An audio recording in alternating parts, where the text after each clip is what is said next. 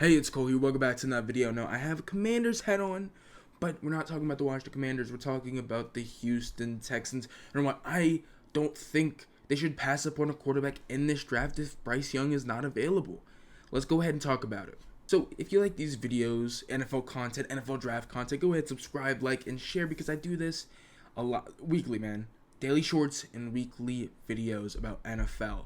So if you like that, go ahead and hit that subscribe button. But let's talk about the Houston Texans and the situation that they may not draft a quarterback with this number 2 overall pick, which, in my opinion, I disagree with. The reason why people say this is because it seems to be sources say that they're enamored with Bryce Young, and I am too. I think he's the best quarterback in this year's draft. But then after that, people say that the Texans aren't the biggest fans of any of these other top 3 quarterbacks in Will Levis, C.J. Stroud, and Anthony Richardson, which I disagree. I'm a big fan of Anthony Richardson. Honestly, I'm a big fan of all these quarterbacks, to be completely honest. So I would 100% be willing to draft one of these quarterbacks with that number 2 overall pick if Bryce Young isn't available. And it doesn't make sense to me, so let's go ahead and talk about why I think they should draft a quarterback.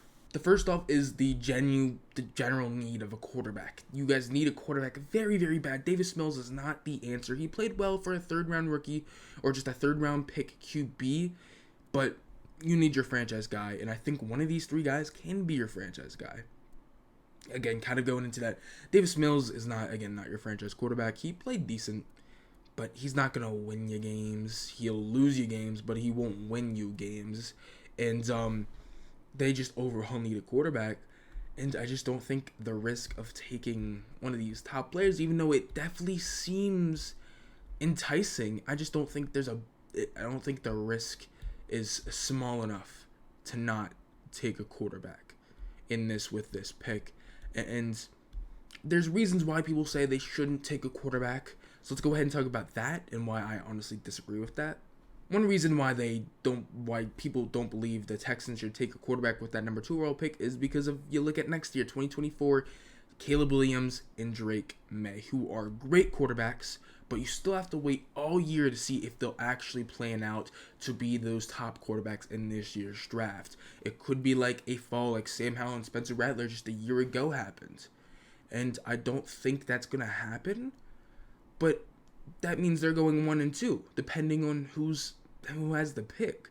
But you look at the Texans, are they guaranteed a top 2 pick? Not at all. They got a lot better this past year. And then if you draft 2 guys at 2 and 12, they're gonna help your team out more. I think they get a top 10 pick. I don't think they make the playoffs or anything special, but I don't think they get a top 2 pick when you look at teams like the Rams, the Buccaneers, who genuinely kind of look like they're tanking for that number 1 and number 2 overall pick.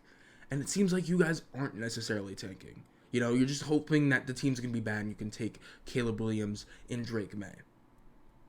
But I just don't think that's the risk. I don't think you tell yourself that you're going to get that number 1 and number 2 overall pick next year. That's not a guarantee, and I think that's a bad way to think. I think that's a bad way to think, especially in the NFL. A little different in like the NBA when you have the draft lottery and you obviously have a generational talent like Victor Wembanyama, but I think you just can't go into this just acting like you're gonna get Drake May or Caleb Williams. And I guess talking about Caleb Williams and Drake May is that even if you do get that number 2 or number 1 overall pick, you can always trade the quarterback, Kyler Murray style, Josh Rosen style. You can always do that if you get the number 1 overall pick and you want Caleb Williams. Say you draft Anthony Richardson, say you draft C.J. Stroud, and you start them right away, and they don't play well, and you get the number 1 overall pick, number 2 overall pick, go ahead.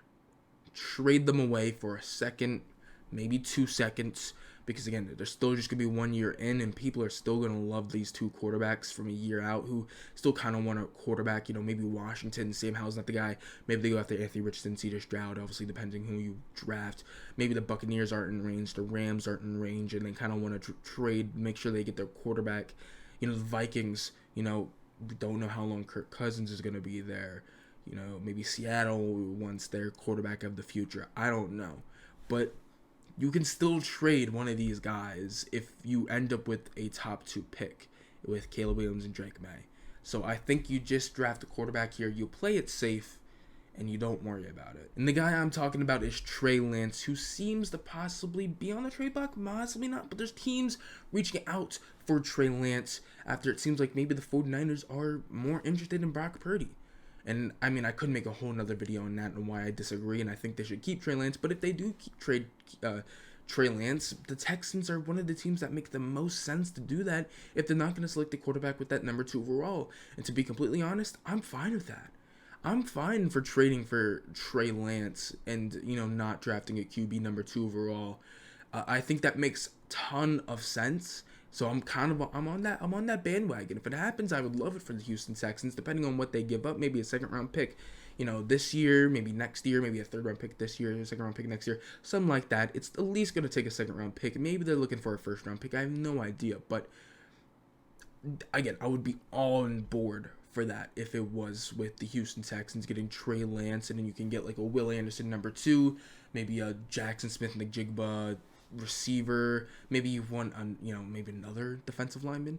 Maybe you take Jalen Carter at 1 and you get Lucas Van Ness, Nolan Smith at 12, and maybe you're really happy with that, which very well could be the case. It very well could be the case.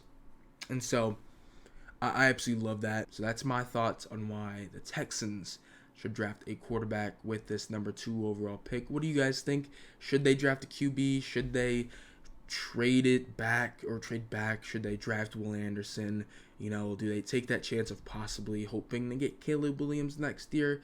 I want to hear you guys' thoughts in the comments below. And I'll see you guys next time. And we're getting closer to this draft. Don't forget to like, subscribe, and share it. Peace out.